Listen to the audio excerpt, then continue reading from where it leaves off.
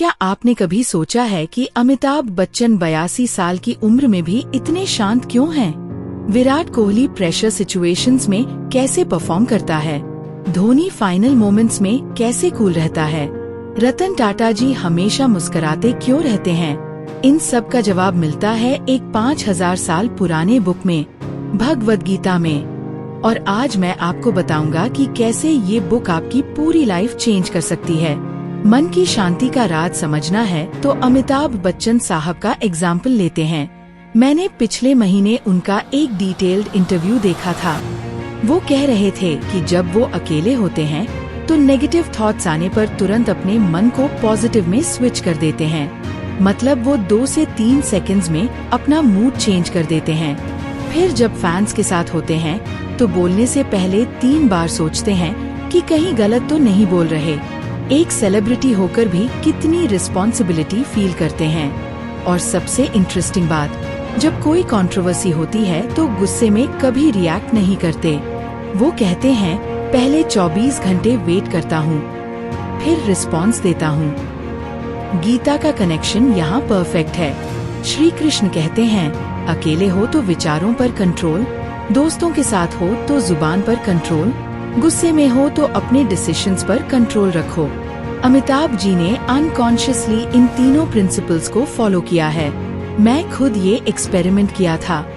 1 महीने तक daily morning में 10 मिनट्स मेडिटेशन, फ्रेंड्स के साथ बोलने से पहले 5 सेकंड सोचना और गुस्से में कोई भी डिसीजन नहीं लेना। रिजल्ट्स अमेजिंग थे। ऑफिस में सबसे झगड़े कम हो गए, फैमिली रिलेशनशिप्स इम्प्रूव हो गयी और ओवरऑल स्ट्रेस लेवल घट गया। शांति का सूत्र सीखना है तो सुधा मूर्ति जी की स्टोरी सुनिए। पिछले साल मैंने उनका एक कैंडिड इंटरव्यू देखा था। किसी ने पूछा था कि आप बड़े बड़े बिजनेसमैन के साथ मीटिंग्स करती हैं, क्रिटिसिज्म भी सुनना पड़ता है, फिर भी हमेशा स्माइल क्यों रहती है? उन्होंने जो जवाब दिया था वो मुझे अभी भी याद है। वो बोली, बेटा मैंने एक चीज सीखी है, जब कोई आदमी नेगेटिव बात करता है तो मैं उसे जवाब ही नहीं देती। उसको मैं सुनती हूँ, एक्नॉलेज करती हूँ, लेकिन आर्ग्यू नहीं करती। बस मुस्कुराकर अपना काम करती रहती हूँ। इन्फोसिस के बोर्ड मीटिंग्स में भी यही स्ट्रैटेजी यूज करती हूँ। गीता में भी यही प्रिंसिपल है। आप नकारात्मक लोगों को जितना कम जवाब देंगे, आपका जीवन उतना ही शांतिपूर्ण रहेगा। मेरा पर्सनल एक्सपीरियंस है। ऑफिस में एक कोलीग था जो हमेशा नेगेटिव कमेंट्स करता था। पहले मैं आर्ग्यू करता था, पूरा दिन मूड ऑफ रहता था। फिर मैंने सुधा जी की स्ट्रैटेजी ट्राई की। 3 महीने बाद वो खुद ही अपना बिहेवियर चेंज कर लिया, क्योंकि उसे कोई रिएक्शन ही नहीं मिल रहा था। व्यवहार का गोल्डन रूल समझना है तो सुनील छेत्री की लीडरशिप स्टाइल देखिए।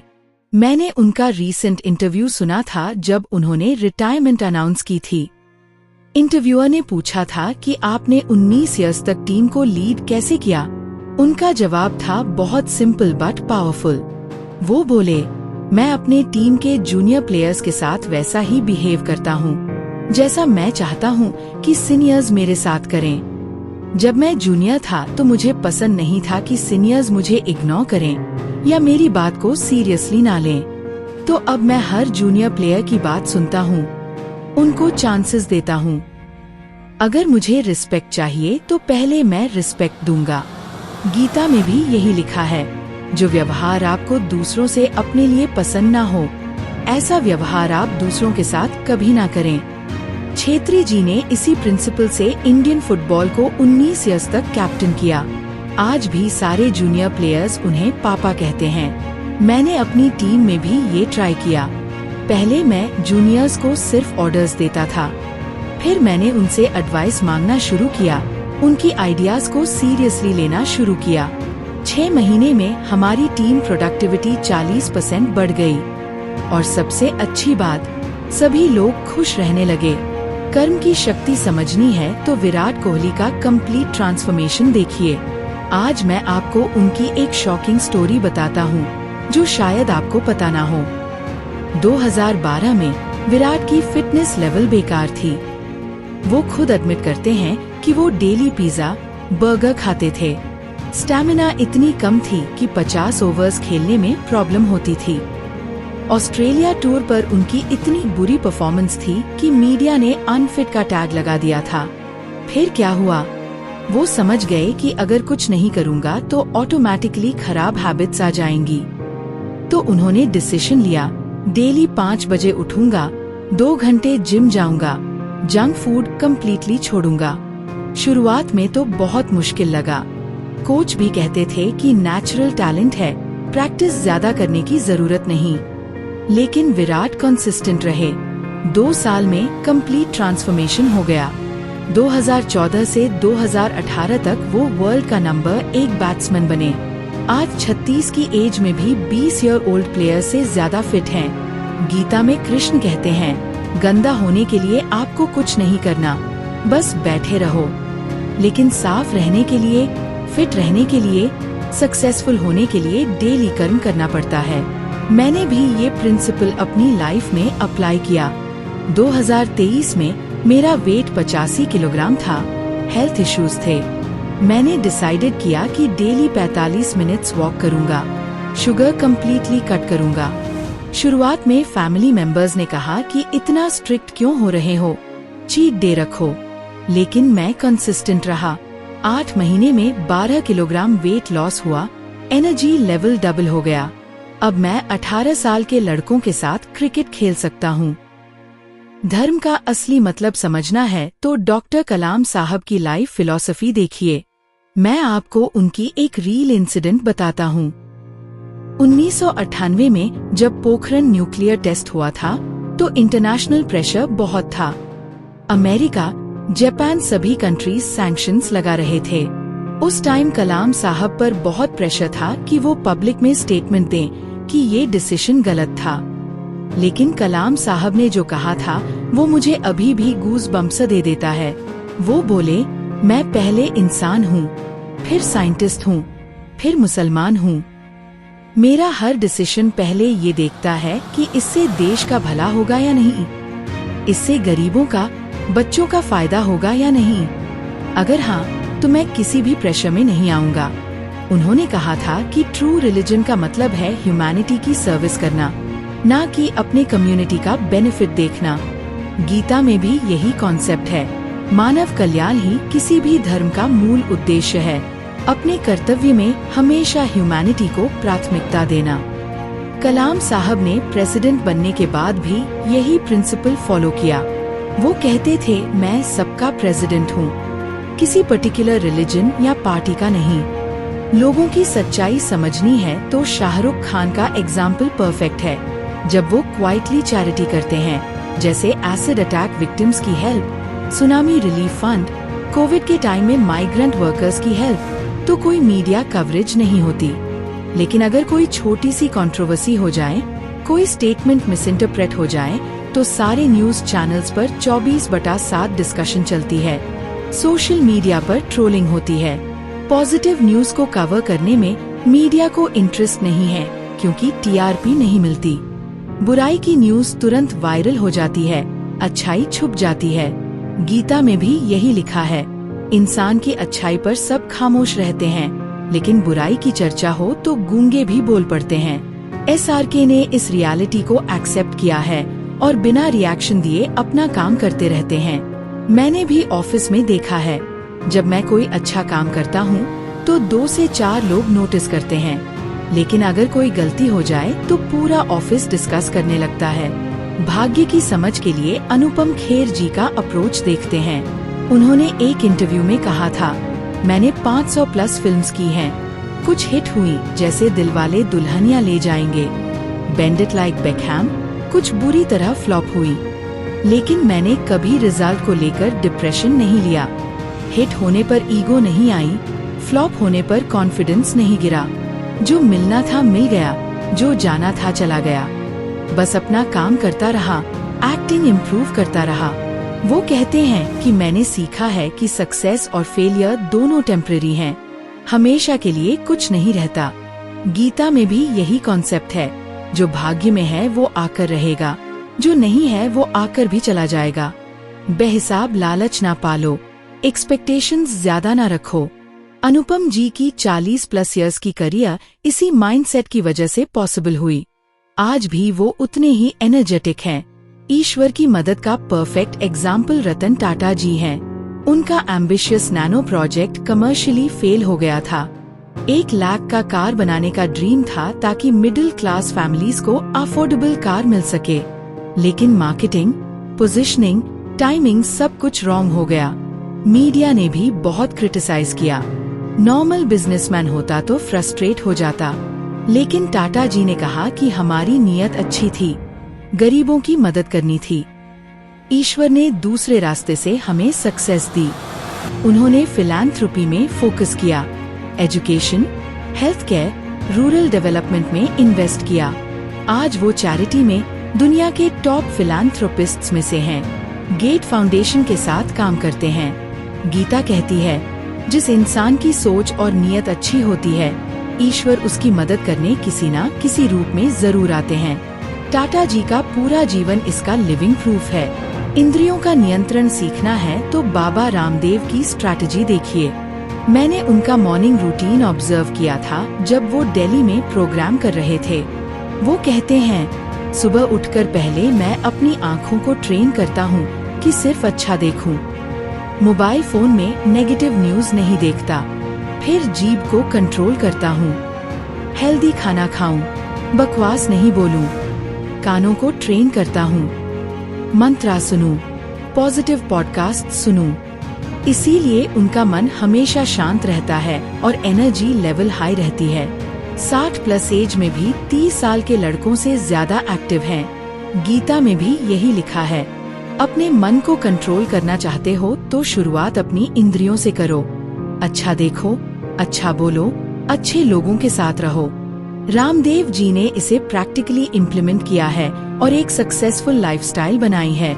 ईश्वर के भरोसे की पावर समझनी है तो MS धोनी का 2011 वर्ल्ड कप फाइनल एग्जाम्पल ले लेते हैं। उस मैच के बैर में बैकग्राउंड स्टोरी क्या थी? इंडिया 28 इयर्स बाद वर्ल्ड कप फाइनल में पहुंचा था। पूरे देश का प्रेशर था। धोनी पर स्पेसिफिकली प्रेशर था क्योंकि वो कैप्टन थे। स्टेडियम में 50,000 लोग, टीवी पर क्रोर्स लोग देख रहे थे। करते टाइम 31 रन चाहिए थे 30 बॉल्स में। नॉर्मल सिचुएशन होता तो इजी था, लेकिन वर्ल्ड कप फाइनल का प्रेशर अलग होता है। धोनी ने बाद में इंटरव्यू में बताया था, उस टाइम मैंने सोचा कि जो ऊपर वाला चाहेगा वही होगा। मैं सिर्फ अपना 100% दूंगा, टेक्निक फॉलो करूंगा, बाकी उसके हाथ में है। और फिर उन्होंने कॉन्फिडेंट होकर मैच विनिंग 6 मारी। गीता का यही मैसेज है, जो ईश्वर रात को पेड़ पर बैठे पंछियों को गिरने नहीं देता, वो तुम्हें अकेला और बेसहारा कैसे छोड़ सकता है। धोनी ने इसी फेथ के साथ प्रेशर सिचुएशन को हैंडल किया। आज भी जब कोई डिफिकल्ट सिचुएशन आती है तो वो यही अप्रोच करते हैं। असली जिंदगी की समझ के लिए शाहरुख खान की रियलिटी चेक करते हैं। जब वो क्वाइटली चैरिटी करते हैं, जैसे एसिड अटैक विक्टिम्स की हेल्प करना, सुनामी रिलीफ फंड में डोनेट करना, कोविड के टाइम में माइग्रेंट वर्कर्स की हेल्प करना, तो कोई मीडिया कवरेज नहीं होती। न्यूज चैनल्स को इंटरेस्ट नहीं है क्योंकि पॉजिटिव न्यूज से TRP नहीं मिलती। लेकिन अगर कोई छोटी सी कंट्रोवर्सी हो जाए, कोई स्टेटमेंट मिसइंटरप्रेट हो जाए, तो सारे न्यूज चैनल्स पर 24/7 डिस्कशन चलती है। सोशल मीडिया पर ट्रेंड्स होता है, मेम्स बनते हैं। बुराई की न्यूज तुरंत वायरल हो जाती है, अच्छाई छुप जाती है। गीता में भी यही ऑब्जर्वेशन है। इंसान की अच्छाई पर सब खामोश रहते हैं, लेकिन बुराई की चर्चा हो तो गूंगे भी बोल पड़ते हैं। SRK ने इस रियलिटी को एक्सेप्ट किया है और बिना ओवर रिएक्शन दिए अपना काम करते रहते हैं। उनकी लेटेस्ट फिल्म्स देखिए, पठान, जवान, डंकी, सभी में वो अपना बेस्ट दे रहे हैं, बिना पास्ट कंट्रोवर्सीज को अफेक्ट होने दिए। भाग्य और कर्म का बैलेंस समझना है तो अनुपम खेर जी की फिलॉसफी देखिए।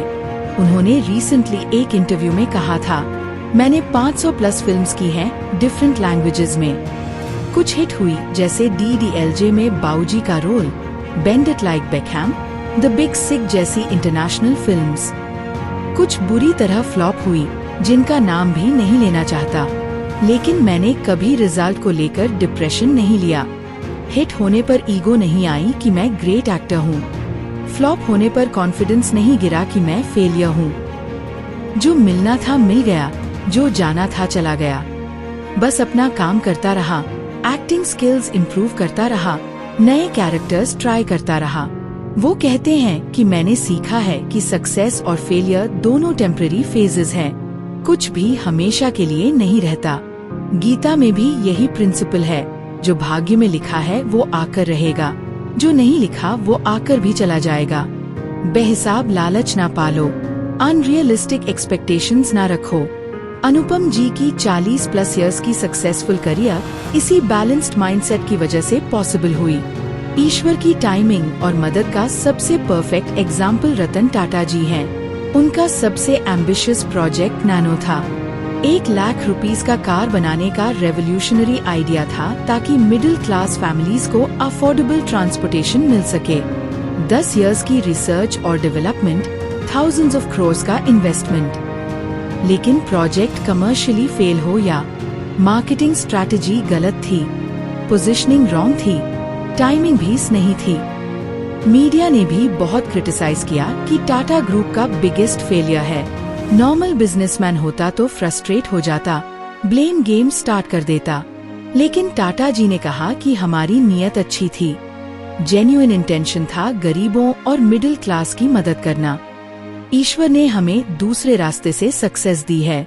उन्होंने फिलैंथ्रोपी में फोकस किया, एजुकेशन सेक्टर में Tata institute of fundamental research, health care में कैंसर हॉस्पिटल्स, रूरल डेवलपमेंट में क्लीन वाटर प्रोजेक्ट्स। आज वो चैरिटी और सोशल वर्क में दुनिया के टॉप फिलैंथ्रोपिस्ट्स में से हैं। बिल गेट्स फाउंडेशन के साथ कोलैबोरेट करते हैं, WHO के साथ प्रोजेक्ट्स करते हैं। गीता कहती है, जिस इंसान की सोच और नियत अच्छी होती है, ईश्वर उसकी मदद करने किसी ना किसी रूप में जरूर आते हैं। टाटा जी का पूरा जीवन इसका लिविंग प्रूफ है। इंद्रियों का कंट्रोल करना सीखना है तो बाबा रामदेव की डेली स्ट्रैटेजी ऑब्जर्व करिए। मैंने पर्सनली उनका मॉर्निंग रूटीन देखा था जब वो दिल्ली में प्रोग्राम कर रहे थे। वो बताते हैं, सुबह 4 बजे उठने के बाद पहले मैं अपनी आँखों को ट्रेन करता हूँ कि सिर्फ अच्छी चीजें देखूं।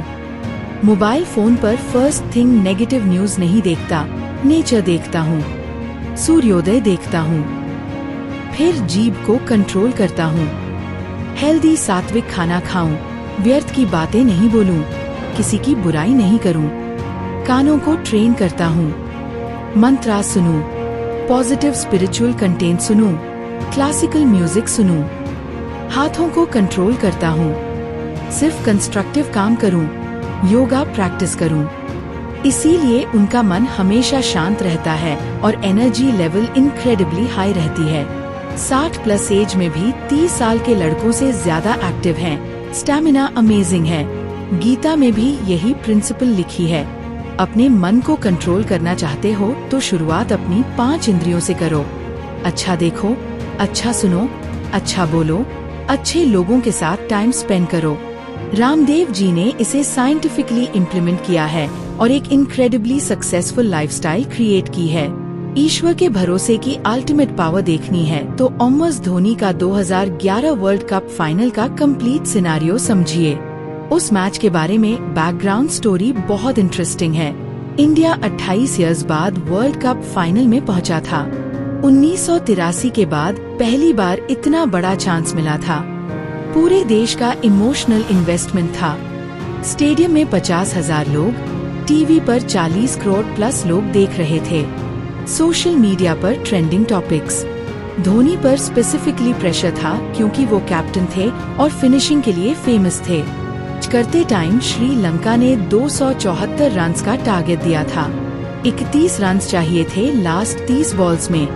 नॉर्मल सिचुएशन होता तो रूटीन था, लेकिन वर्ल्ड कप फाइनल का प्रेशर साइकोलॉजी को कम्प्लीटली अफेक्ट करता है। धोनी ने बाद में डिटेल्ड इंटरव्यू में बताया था, उस टाइम मैंने अपने माइंड को कम्प्लीटली सरेंडर कर दिया था। मैंने सोचा कि जो ऊपर वाला चाहेगा वही होगा। मैं सिर्फ अपना टेक्निक फॉलो करूंगा, प्रोसेस फॉलो करूंगा, बाकी रिजल्ट उसके हैंड्स में है। और फिर उन्होंने कॉन्फिडेंट होकर नुवान कुलसेकरा की बॉल पर मैच विनिंग 6 मारी।